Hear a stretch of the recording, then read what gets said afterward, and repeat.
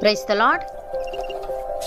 ఈరోజు దేవుని వాగ్దానము, నీ స్వబుద్ధిని ఆధారము చేసుకొనక నీ పూర్ణ హృదయముతో యెహోవా యందు నమ్మకముంచుము. నీ ప్రవర్తన అంతటి యందు ఆయన అధికారమునకు ఒప్పుకొనుము. అప్పుడు ఆయన నీ త్రోవలను సరాలము చేయును. సామెతల గ్రంథము 3వ అధ్యాయము 5వ వచనము 6వ వచనము. సహోదరి సహోదరులారా, దేవునితో యథార్థవంతమైన నడతకు అవసరమైన 3 అంశాలు ఇక్కడ కనిపిస్తున్నాయి. 1, ఆయనపై హృదయపూర్వకమైన నమ్మకం. 2, మన స్వంత తెలివితేటలపై వైరాగ్యం. 3, ప్రతి విషయంలోనూ దేవుని వైపు చూస్తూ ఉండడం. ఈ 3 విషయాలు పాటించినట్లయితే మనకు ముందుగా ఉండి మన త్రోవలను ఆయనే సరళం చేస్తాడు. కానీ చాలామంది దేవుని మీద ఆధారపడకుండా తమ దృష్టిలో తామే జ్ఞానవంతులం అనుకుంటూ దేవుని మాటలు పెడచెవిన పెడతారు. వారి అహంకారమే వారిని సత్యానికి దూరంగా ఉంచి వారిని అజ్ఞానంలో బంధించి ఉంచుతుంది. భక్తుడు ఈ విధంగా అంటున్నాడు, జనులారా, ఎల్లప్పుడూ ఆయన యందు నమ్మిక ఉంచుడి. ఆయన సన్నిధిని మీ హృదయములు కుమ్మరించుడి. దేవుడు మనకు ఆశ్రయము. అల్పులైన వారు వట్టి ఊపిరి అయి ఉన్నారు. ఘనులైన వారు మాయాస్వరూపులు. త్రాసులో వారందరూ తేలిపోవుదురు. వట్టి ఊపిరి కన్నా అలకనగా ఉన్నారు.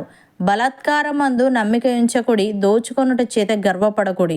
ధనము హెచ్చినను దానిని లక్ష్యపెట్టకుడి. బలము తనదని 1 మారు దేవుడు సెలవిచ్చెను, 2 మారులు ఆ మాట నాకు వినబడెను. ప్రభువా, మనుష్యులకందరికీ వారి వారి క్రియల చొప్పున నీవే ప్రతిఫలం ఇచ్చుచున్నావు. కాగా కృపచూపుటయు నీది అని. ప్రియులారా, యెహోవా యందు నమ్మిక ఉంచువారు కదలక నిత్యము నిలుచు సియోను కొండవలె నుందురు. యెరూషలేము చుట్టూ పర్వతములున్నట్లు యెహోవా ఇది మొదలుకొని నిత్యము తన ప్రజల చుట్టూ ఉండును. నీతిమంతులు పాపము చేయుటకు తమ చేతులు చాపకుండునట్లు భక్తిహీనుల రాజదండము నీతిమంతుల స్వాస్థ్యము మీద నుండదు. కీర్తనకారుడు ఈ విధంగా అంటున్నాడు, చెడ్డవారిని చూచి నీవు వ్యసనపడకుము.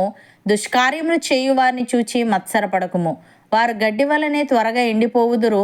పచ్చని కూర వలనే వాడిపోవుదురు. యెహోవా యందు నమ్మిక ఉంచి మేలు చేయుము. దేశమందు నివసించి సత్యమును అనుసరించుము. యెహోవాను బట్టి సంతోషించుము. ఆయన నీ హృదయ వాంఛలను తీర్చును. నీ మార్గమును యెహోవాకు అప్పగింపుము. నీవు ఆయనను నమ్ముకొనుము. ఆయన నీ కార్యము నెరవేర్చును. ఆయన వెలుగును వలె నీ నీతిని, మధ్యాహ్నము వలె నీ నిర్దోషత్వమును వెల్లడిపరచును అని. ప్రియులారా, ఒకని ప్రవర్తన యెహోవాకు ప్రీతికరమగునప్పుడు ఆయన వాని శత్రువులను సహా వానికి మిత్రులుగా చేయును. అన్యాయము చేత కలిగిన గొప్ప వచ్చుబడి కంటే నీతితో కూడిన కొంచెమే శ్రేష్టము. ఒకడు తాను చేయబోవున్నది హృదయములో యోచించుకొనును. యెహోవా వాని నడతను స్థిరపరచును.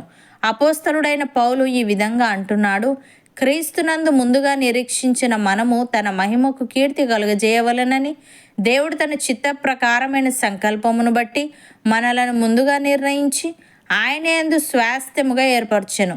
ఆయన తన చిత్తానుసారముగా చేసిన నిర్ణయము చొప్పున సమస్త కార్యములను జరిగించుచున్నాడు. మీరును సత్యవాక్యమును అనగా మీ రక్షణ సువార్తను విని క్రీస్తునందు విశ్వాసముంచి వాగ్దానము చేయబడిన ఆత్మచేత ముద్రింపబడితిరి.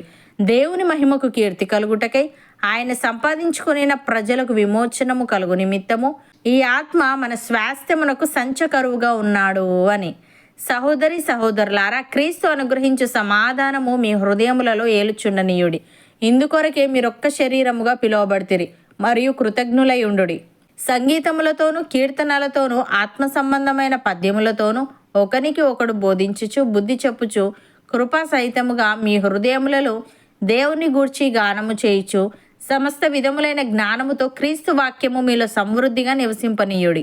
మరియు మాట చేత గాని క్రియ చేత గాని మీరేమి చేసినను ప్రభువైన యేసు ద్వారా తండ్రి అయిన దేవునికి కృతజ్ఞతాస్తుతులు చెల్లించుచు సమస్తమును ఆయన పేరట చేయుడి.